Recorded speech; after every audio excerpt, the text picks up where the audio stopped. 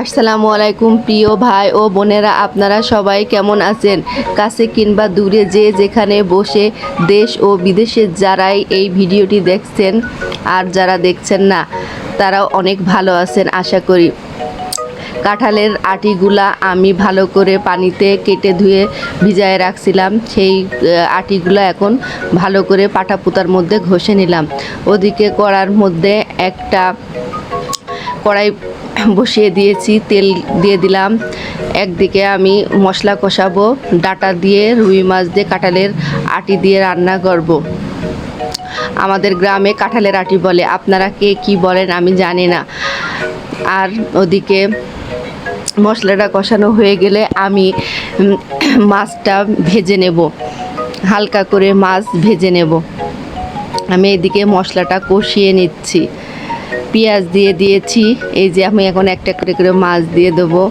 মাছটা ভাজা হয়ে গেলে আমি তরকারিটা ভালো করে রান্না করে নেব। এই মাছের তরকারিটা আমার বাচ্চারা অনেক পছন্দ করে।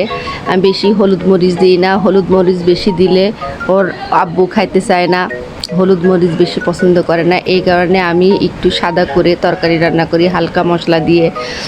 দেখুন আমি আদা রসুন বাটা, অল্প একটু হলুদের গুঁড়া, মরিচের গুঁড়া, ধনিয়া গুঁড়া, জিরা গুঁড়া সব কিছু দিয়ে লবণ দিয়ে মশলাটা কষিয়ে নিচ্ছি। মশলাটা কষানো হয়ে গেলে কেটে ধুয়ে রাখছি ডাটা কাঁঠালের আটি, সেগুলো আমি চুলায় কষায়ে নেব। এই যে আমি কেটে ধুয়ে বেছে রেখেছিলাম সেগুলো আমি এখন মশলার সাথে কষিয়ে নেব। একদিকে আমি মশলার সাথে কষিয়ে নিচ্ছি, আর একদিকে মাছটা ভেজে নিচ্ছি। আমি দুই চুলায় দেখেন কেমন করে তাড়াহুড়ো করে রান্না করছি। কাঁঠালের আটি দিয়ে এই ডাটার তরকারিটা অনেক মজা লাগে। আপনারা কেউ কাঁঠালের আটি খাইলে এই তরকারিটি করে খেন, আমার কাছে বেশ ভালোই লাগে।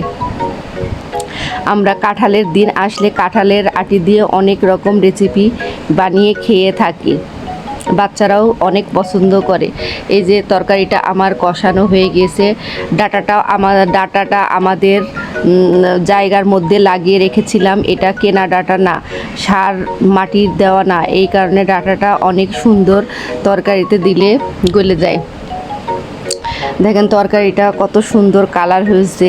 এত বেশি হলুদ মরিচ আমি তরকারিতে দিই না, ওর আব্বু একটু সাদা তরকারি পছন্দ করে। আবার মাছটা ভেজে রেখেছি, এই যে একটা একটা করে মাছ দিয়ে দিচ্ছি। তারপরে কয়েকটা কাঁচামরিচ দিয়ে একটু ঢেকে দেব। ঢেকে দেওয়ার পরে তারপরে আমি তরকারিটা নামিয়ে দেব। এই যে আমার সবগুলো মাছ দেওয়া হয়ে গেছে। এই মাছের তরকারিটা হয়ে গেলে আমি নামায়ে রাখবো।